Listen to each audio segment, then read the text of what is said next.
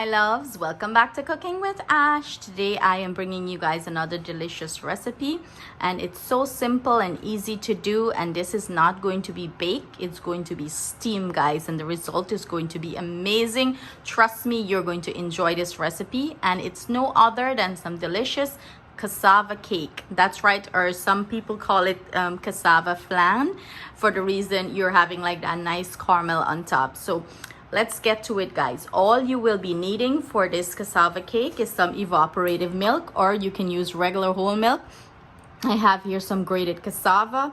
I'm using some mixed essence. I have here some sugar and of course some nutmeg. Okay, guys. So for the cassava, you can use your hand grater and you can grate it like that. Or if you have a food processor, you can chop it up and put it in there. I did use my food processor as it's faster and easier. Okay, guys? Everything I'm using will be listed in the description box below along with the measurement. So the first step to this is we have to get all the juice out of the cassava. So I'm going to go ahead, put this in my cheesecloth, and I'm going to start squeezing the juice out of the cassava. You can use a strainer if you don't have a cheesecloth. Whatever, you know, is easier for you, you can do that method. If you're gonna do the strainer method, you just grab the strainer and you want to just grab a spoon and press the liquid out of the cassava as much as you can get. It's a more tedious process, I would say. I would recommend using the cheesecloth as it's so easy. You just put it in and you squeeze it out. So I'm gonna go ahead and put some in my cheesecloth, and we're going to start the squeezing process here, guys.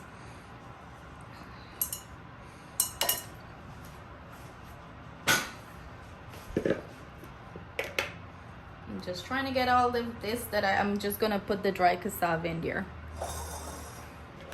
So I put some in my cheesecloth, and I'm just going to go ahead and do the hand method of squeezing it. It's so much more faster and easier. Or if you don't have a cheesecloth, you can use a kitchen towel. You guys see that? You don't even need the strainer here. I don't know why I put the strainer there, but oh well. And this is what we're getting. So I'm gonna go ahead and repeat the process until I finish doing all our cassava, and then I'm gonna come back and show you what it's looking like. So this is what our cassava is looking like after I extract the cassava juice, and this is how much juice we got from the cassava. Remember, guys, to discard this. Do not drink this. It's very poisonous. The cassava juice in its raw form is very poisonous. If you want to use it, you can use it to make cashew, in fact, but you have to cook this down and boil this really, really well. Okay, guys? So I'm going to go ahead and discard this. And we're going to start with the preparation of our cassava. So I'm going to go ahead and grate our nutmeg into here. Starting to flavor this up.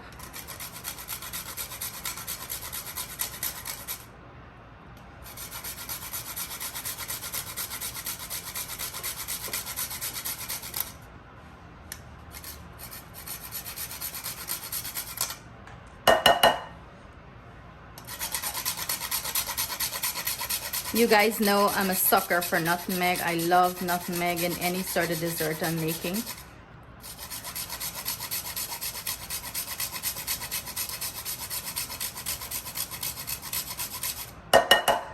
That's it there, guys. That's it. Now we're going to go ahead and use half of this sugar here. The other half, we're going to use it as a caramel. Well, not as a caramel, to make our caramel. Let's get that correct, right? And I'm going to go ahead and add our mixed essence here. And we want to give this a good mix.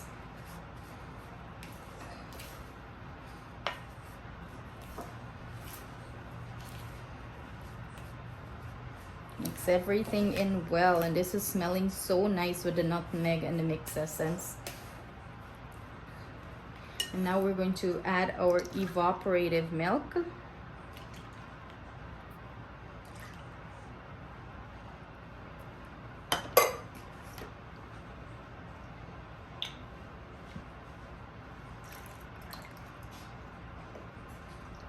And remember guys, as I mentioned at the starting of the video, everything I'm using will be listed in the description box below along with the measurement.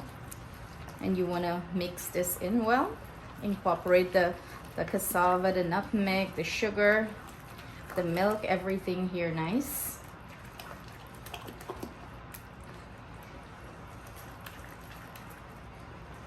And then now we're going to go ahead and prepare the caramel for this.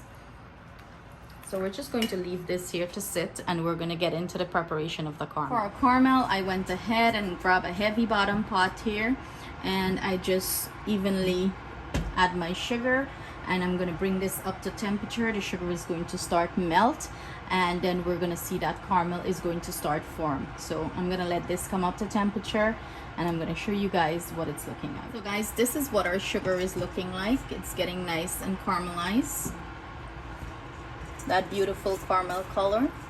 And you want to make sure, you know, all the grains are getting melted down and get that nice caramelized color.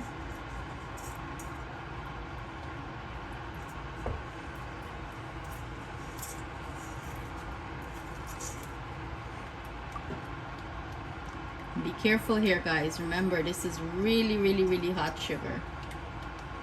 Don't want to get burned, right? So I went ahead and turned my heat off, and we're not looking for a lot of caramel on this. We're just looking for like a thin layer at the top of it, and this is what it's looking like. I'm just going to grab my pan that I'm going to use, and I'm going to pour it in. As you can see, I'm using a foil pan here, a small foil pan.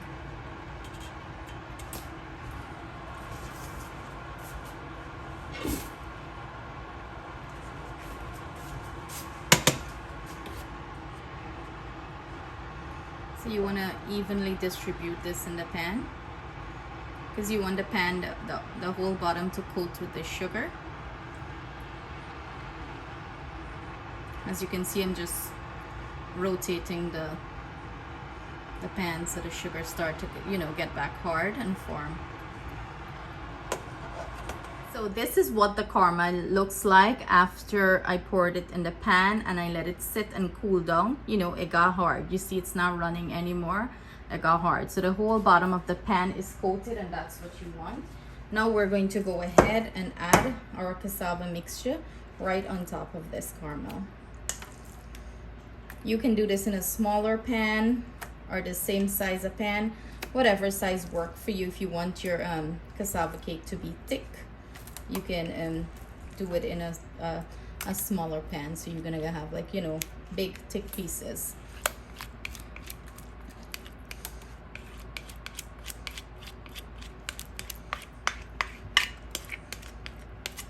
I'm gonna get all that goodness in the pan. And now we're going to spread it out evenly. And like I mentioned, we are not going to be baking this. I am going to steam this. So I have like a big pot or karahi, a really big one, and I am going to use it as a double broiler. I'm gonna put this pan inside and let it steam, cover it and let it steam for like 45 to 50 minutes or an hour. So I'm going to show you the next step. Okay guys, so this is my big karahi here. I'm putting like the small file pan, so this is why I'm using a big karahi. If you're making a smaller portion, you can use a pot or something with a lid. I went ahead and dropped 3 cookie cutters, and they're, as you can see, they're not totally submerged in the water. This is going to create that barrier between the pan and the water. So I'm gonna drop the pan on top of here, and then I'm gonna pop the lid on, and we're going to steam this off.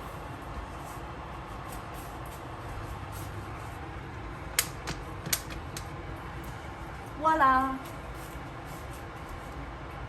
And now we're going to go ahead and pop a lid on this and let that do its thing for, or anyway, between 45 to 50 minutes, and I have my heat on 6. I'm using an electric stove. If you have a gas stove, I don't know how fast it cooks, so you have to monitor the heat. So I would say the heat is between medium right now. So guys, it's been about 35 minutes and this is ready. When you insert the knife, it comes out clean.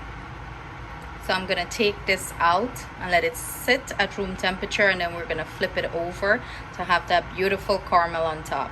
So this is what our finished cassava cake is looking like, guys. So I went ahead and I flipped this over on my cutting board here. So the caramel is on top, and the bottom, you know, is the cassava. Let me just cut this up so we can take a look what it's looking like inside. This is so moist and juicy, guys. Oh my goodness.